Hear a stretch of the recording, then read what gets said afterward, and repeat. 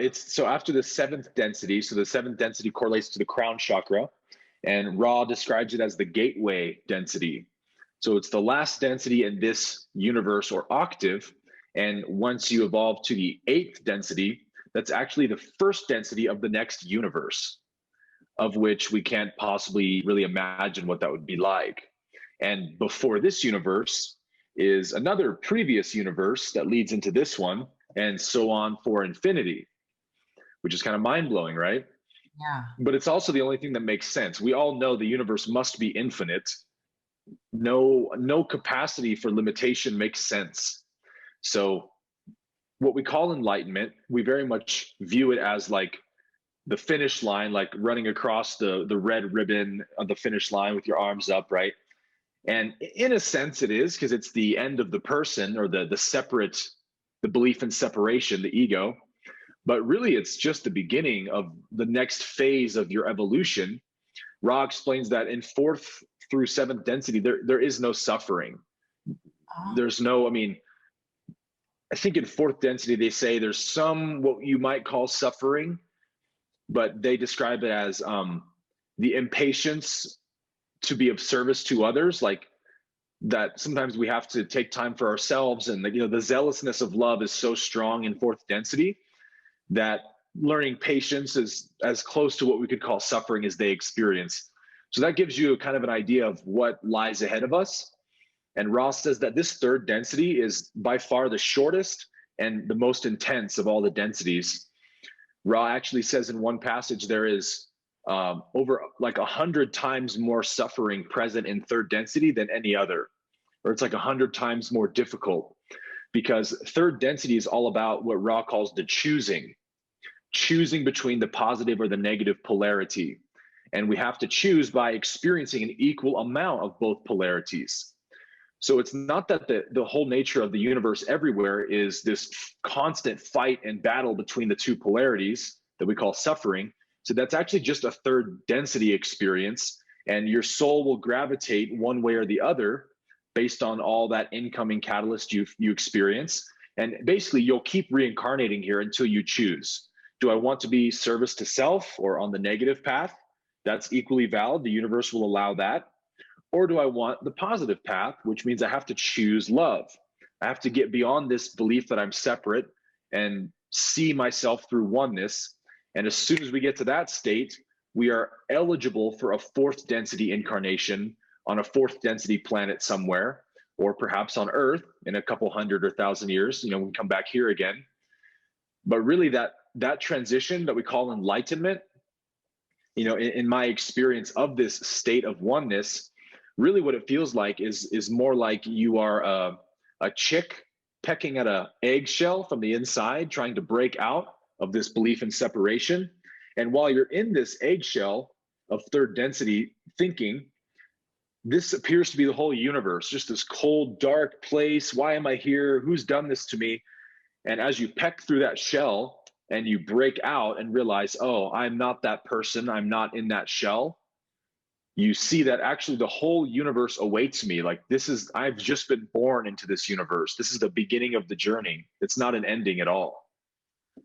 Yeah, and even scientists are speaking about multiple universes now.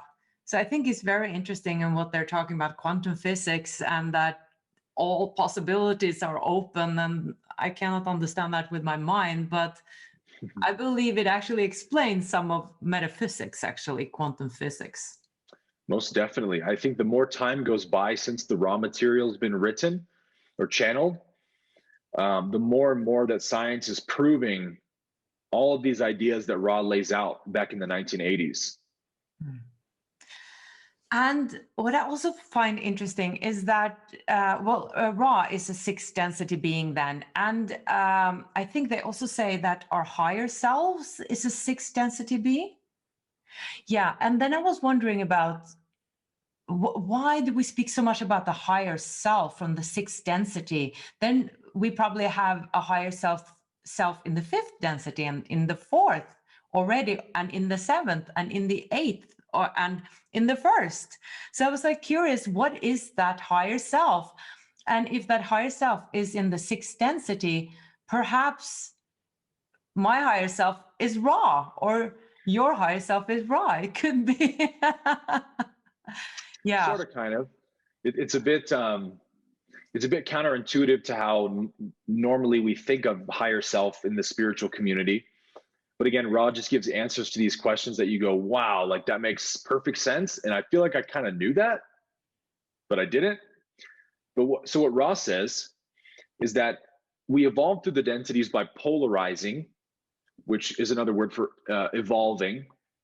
There's two polarities. You could polarize either one. And so to polarize on the positive path, they call it the service to others path. And now the misconception with service to others is like, okay, so if I want to be a positive being, I sort of become like a monk or a Mother Teresa figure. I just go around feeding the poor and the homeless. And that's how that's not exactly what service to others means. The positive path, as we've been saying, is the path of oneness. My perception of myself, of the creator of the universe, is that it is all one. So the more and more I experience this endless universe, everywhere I go and everything I experience gives me the touch of oneness in a new light, in a new way. And so to serve another person is to basically worship the creator in them. So it's not that you do it to polarize. It's really the opposite. It's the more you polarize, the more you will find service to others becomes your natural reflection, in the same way that it is absolutely natural and effortless to help somebody you love who's suffering. Like if you passed your best friend on the street, or your mom or your dad or somebody you love, and they had, I don't know, been hit by a car or something, would it take any effort or thought at all to rush to their side and try to help them? Obviously not. That is the experience of the positive polarity as we evolve, is that love's natural desires to shine and give itself. And the more that happens, the more we are polarizing. And so there comes a point apparently in mid-sixth density where the soul or the consciousness has learned all the lessons available through this path of service to others, and it can't keep polarizing until it kind of goes to the next stage of that. And so Ra explains that the next stage that a mid-sixth density soul needs to continue on to keep evolving is to become the higher self, which is essentially when you sort of turn back in time, because in sixth density, there's no time anymore. You can be anywhere at any time you want. You sort of turn back in time and serve as a guide to all your previous lifetimes, all thousands and thousands of them. But that is a very tricky act of service because you're trying to be of service without infringement. So it's like helpful pointers and guide and signposts are okay, but giving answers and pointing in directions is not okay, because any infringement on someone's free will depolarize you. Because the negative path polarizes negatively by infringing on free will, by controlling and manipulating. So you have to find that balance, right, of being of service in a way that is full of wisdom and authenticity, that allows you to gain polarity by being of service, and your former selves as well. So it's obviously a very advanced form of service that we're not probably really capable of until a mid-sixth density stage.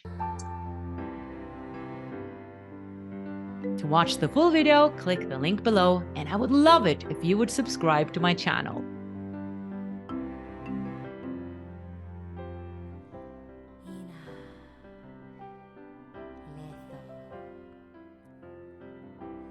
Resto maliata falia.